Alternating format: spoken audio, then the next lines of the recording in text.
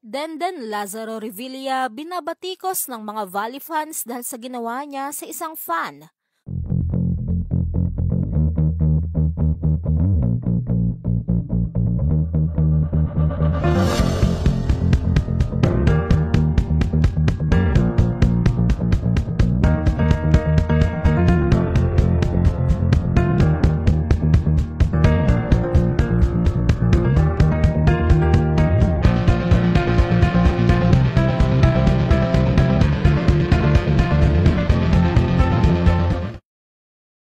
Follow for more great volleyball moments.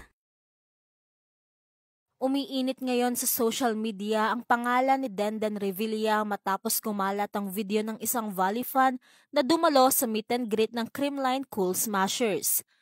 Sa naturang video, makikita ang fan na gumagawa ng heart gesture habang isa-isa nitong nilalapitan ng mga players ng Creamline. Halos lahat ng players ay gumanti rin ng heart gesture, maliban kay Denden.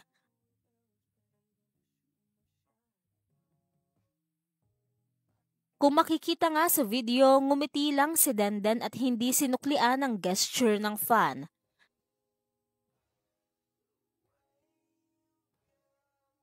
Lalo pang uminit ang komento ng mga netizen nang mapansin nilang sa kasunod na fan, nakipag-appear at kumaway pa si Denden.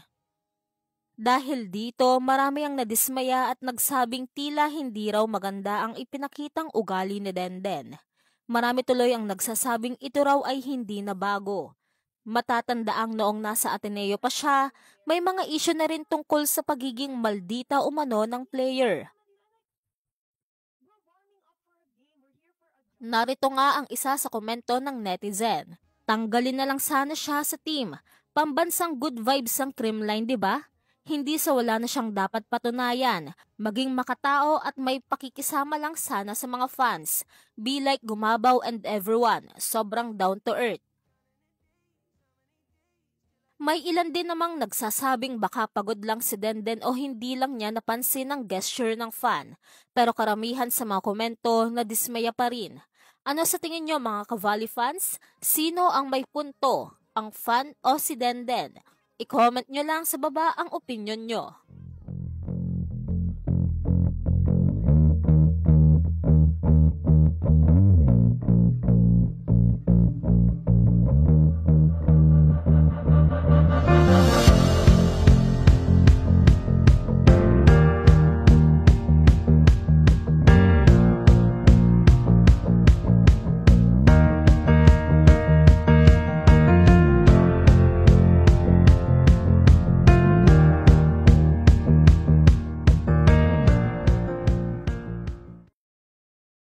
Follow for more great volleyball moments.